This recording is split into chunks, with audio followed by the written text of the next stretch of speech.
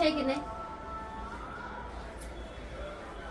तुला जरी शाळेत कुणी नाही पटवून घेतलं तर काय म्हणायचं?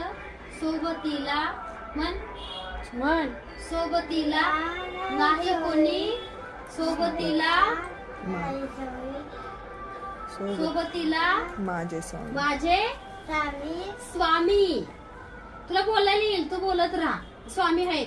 तू जेव्हा जेव्हा स्वामींचा अभिषेक करशील तेव्हा तू म्हणायचं सोबतीला नाही कुणी, सोबतीला माझे स्वामी. उन्हामध्ये सावली स्वामी, दुःखामध्ये सुख हे स्वामी, कष्टामध्ये बळ हे स्वामी, वेदनेत अंतही स्वामी.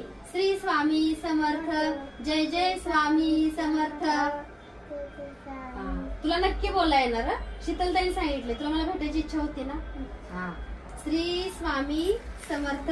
आज बघा आम्ही एक नवीन सेवेकरी घडलाय, तयार केलाय, कारण त्याला थोडस बोलता येत नाहीये. त्यामुळे बघा भरपूर अशी मुलं आहेत की शाळेमध्ये बघा त्यांना एकटं बसवलं जातं.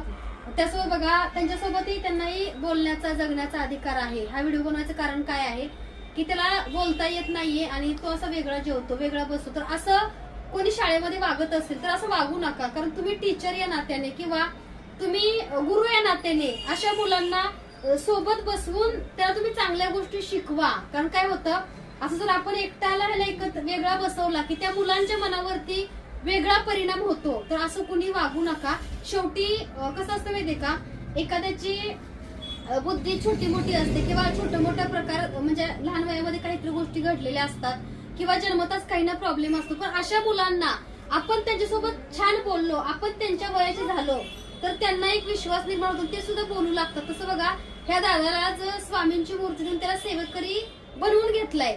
इकडे तुला तर मी माझ्याकडून स्वामींची मूर्ती दिलीये. प्रकट दिनला तू स्वतः यायचं, अभिषेक करून तुला जी आवडती ती मूर्ती तुझ्या मम्मी पप्पा सोबत घेऊन जायची. कळलं? म्हण सगळ्यांना श्री स्वामी समर्थ. श्री स्वामी समर्थ. बोल बोल बोल. तू बोल तुला बोल बोलायचं थांबत नको जाऊ, तू बोलत राहा. बोल. श्री स्वामी समर्थ.